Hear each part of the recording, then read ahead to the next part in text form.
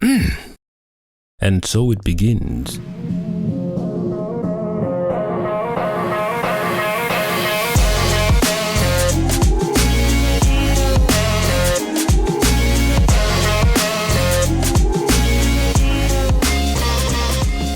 I am the Cosmic Jedi, returned, finally. Greetings, ladies and gentlemen. Yes, I know it's been a while. I went for a break only to return to find that this happened. Jesus! And then this happened. What? And then also this happened. Stop whining. And for the love of Ra, what on earth is this nonsense? Damn, son. Before I begin, how is everyone doing, you beautiful, splendid, magnificent human beings? And also, this happened too. This I shall discuss at a later date. All I can say for now is, thank you, Asante Sana. Yes. It's been far too long. I left all my recording gadgets at home as I went on a hiatus for a while to recover and to replenish. Hope everyone is well. I trust all is doing. That's the first blooper for the day. I trust you are all doing well physically, mentally, spiritually, emotionally, financially, and of course, sexually. Indeed. I definitely need to launch a freaking ASMR series. I know the ladies will love it. I already love the sound of my voice, so I know for sure the ladies will love the sound of my voice. I beg, let me shine small. I haven't been in front of my mic for ages, so let me get out the naughtiness from my voice, from my insides. Yes. But anyway, I just came on here to say hey, let you know I'm still here. I've not left my domain, my sanctum sanctorium. Been chilling, got some new ideas to work on. Been searching my computer for a number of hours, just researching good lighting, like LED lighting, but just on my face, and then, you know, keep it as a dark background. I'm not really looking to light up the whole room or my whole space. I like this whole centered or focused lighting when it's just on your face, but the amount of information that is out there that sometimes is confusing. Then it's the cost of the lighting, then it's the compatibility of the lighting with your phone, your environment. I just want to know how to find the right lighting. So I'm looking into the, you know, medium-sized ones where I can just manage the size of it is not too large, it's not too cumbersome, and it just lights up my face and certain areas I want to light up. So I'm thinking of lighting that will definitely light up my face, torso, shoulder area, something vertical, not horizontal. And if I want to flip it horizontal, that's when I want to do a wide shot. Yeah, top of my head to my chest area, and I can flex some outfits if I'm wearing some t-shirts. I know we're in autumn season now in UK here, so we can flex. I can flex some long sleeves or quarter length sleeves, you know, that kind of zazzy modeling. I mean zazzy modeling. So if you are in the market of sending me some items you want me to wear on camera while I do my recordings on my channel, hit me up. We shall discuss, you know, we shall discuss something. I might throw up 1 or 2 pictures while I'm doing this voiceover and show what I've done in the past. Shout out to Zagfaj. I hope I said that correctly. Zagfaj. There you go. I'll put it up on screen and you guys can peruse the imagery. Not even imagery, it's the imagery. But anyway, we'll talk about that more in the future. It's something I've been hiding for a while. I'm into modeling. I've got the body for it anyway, so why shouldn't I show it off and flex it? Know what I mean? Yes. Show it off and flex it. Yes. Maybe I should segue to She-Hulk with that bullshit right now. But anyway, that's by the by for now. I leave for like a number of weeks, and then Netflix talking about they canceled Resident Evil. I'm still gonna watch it and moan about the nonsense. Still gonna moan about it. Then I gotta sit here and surprise watch Lock and Key season 3, quote unquote, the final season. I literally didn't think they were gonna release a 3rd season for Lock and Key this year until next year. So when I first saw the trailer, I saw it like I think 2 months ago. I was like, is that even a trailer that's supposed to be releasing this year, or is that a trailer for the show releasing next year? Then Netflix just did, when they do the whole new episodes, I'm like, new episodes for Lock and Key. Maybe it's like a bonus thing. Clicked on it and I saw a list of episodes. I'm like, wait, it's the final season? It's the final season? You just release it like that? They did it so sly. Normally when it's a good show, for example, like Day Shift, they released that trailer fresh on YouTube. Maybe I missed it. Maybe I was watching so many things. I missed the trailer for Lock and Key season 3, final season, quote unquote. Apparently it's the finale. It's the grand finale, yes. At least it made good content when I moaned about it. I'm still going to re-review the Gray Man, aka Captain America, aka Ken Barbie doll soon. Just bear with me on that one, please. And thank you for your patience. Do bear with me. I'm going to rewatch it and then re-review it. And She-Hulk.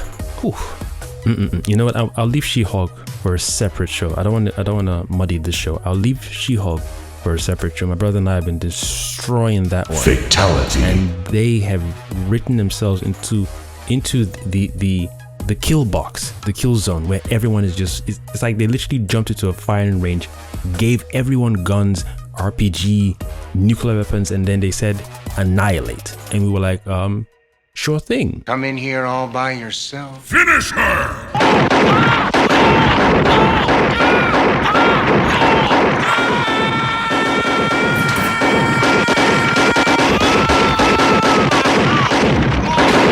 Hey, yo!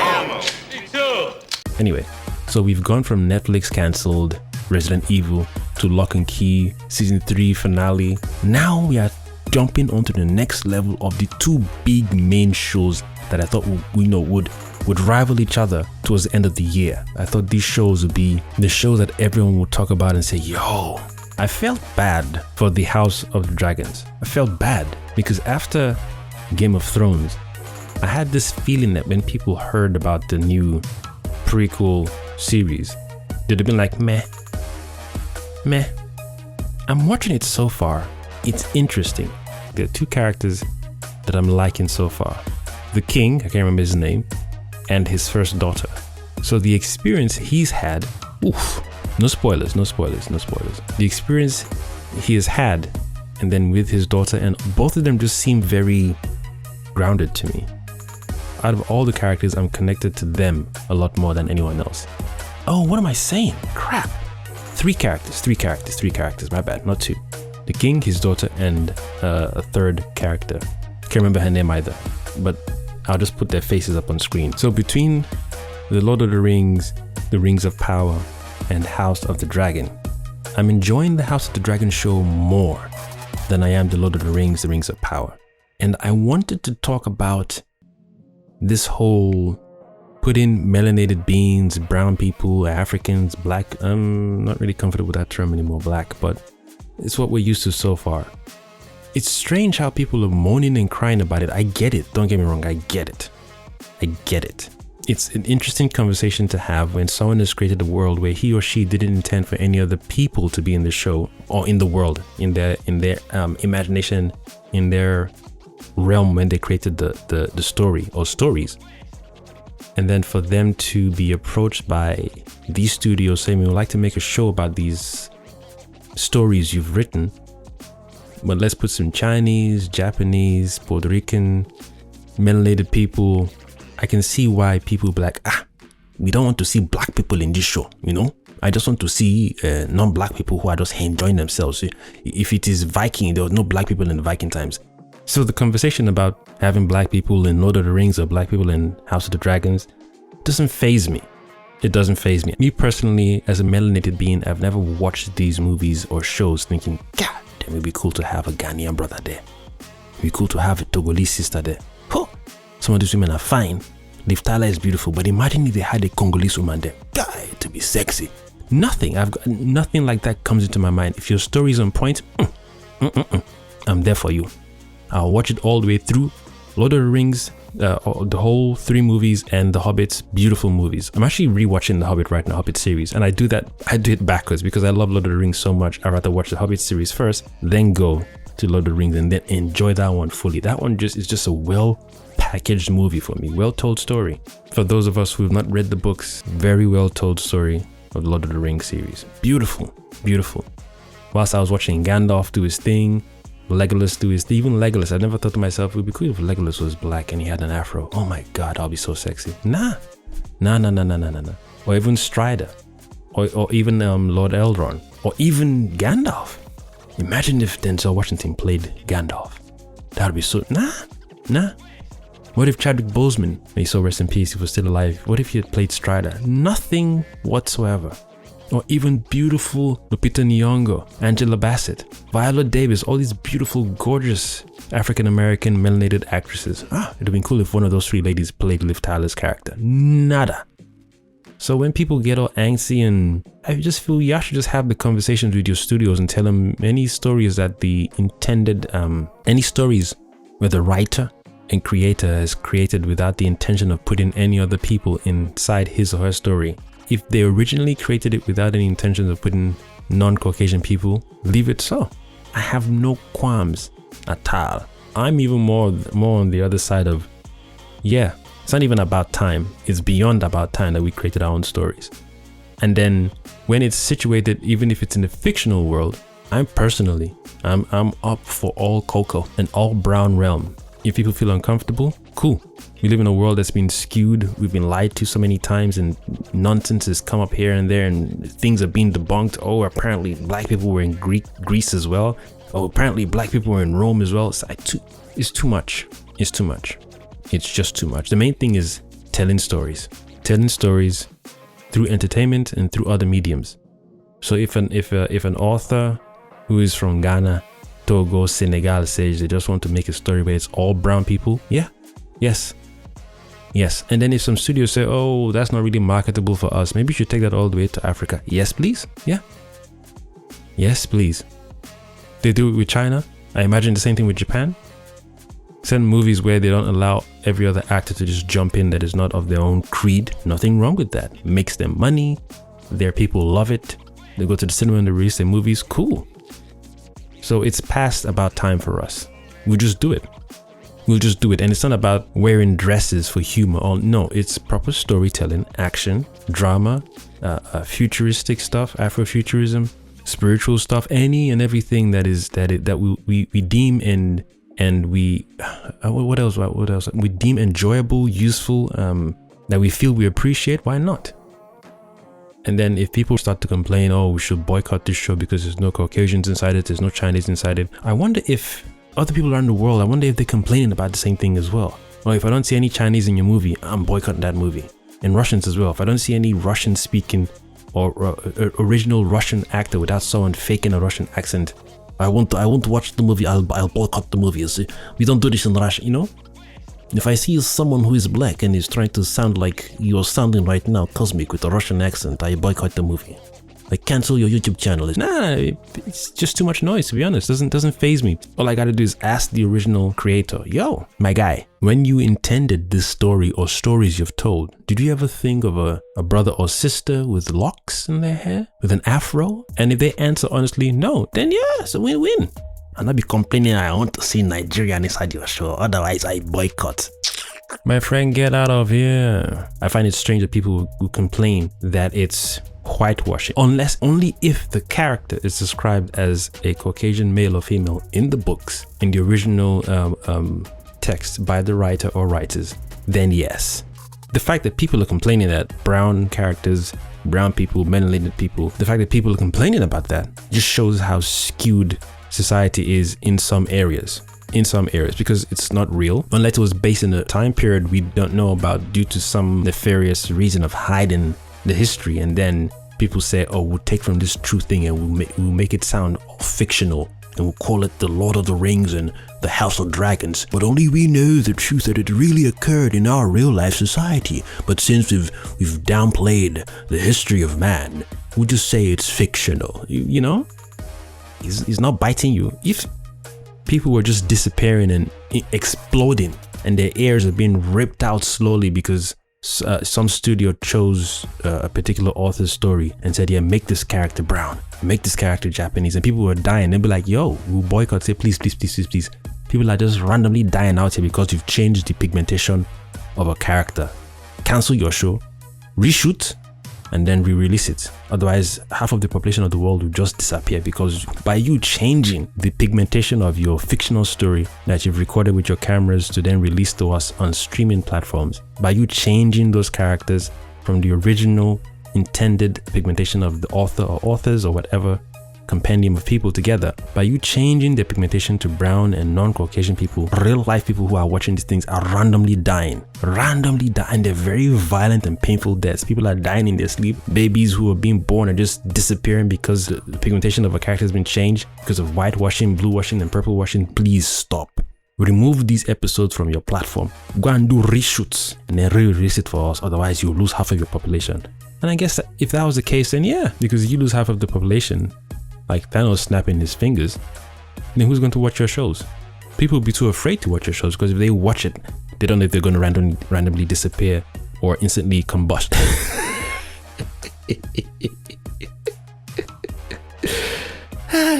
God. I think that's all I'll say on the matter. I don't want to sit here for far too long. Maybe when I do the reviews of each episode, just more of a synopsis of the story so far. Lord of the Rings, the Rings of Power is not bad. It's a bit slow for me. I just feel they have too many characters, in my opinion. I feel the characters should have been introduced bit by bit, softly. And some characters feel like they're irrelevant to the story. Yes, the overall story, when it's done, we'll see that each character played a minor role or some role towards the end of the season, and then I can appreciate. But for now, I'm just looking at the screen as time goes by, and as it's changed from one dark scene to Greenland, and then somebody's talking to somebody who wears a blue dress, and then somebody's talking to another person, and then somebody's talking to another person, and then someone's talking to another person. Just, whereas at least the House of the Dragon show, this one I like. As long as you guys don't mess it up like you did Game of Thrones, I'll dig this, in my opinion, by the way. Some people loved off the end of Game of Thrones, and to each their own. To each their own. House of the Dragons compared to the Lord of the Rings, for me personally, I'm enjoying House of the Dragons more. Like, the little political stuff is not too much. That's one thing I didn't like about Game of Thrones, just too much politics. Yappa.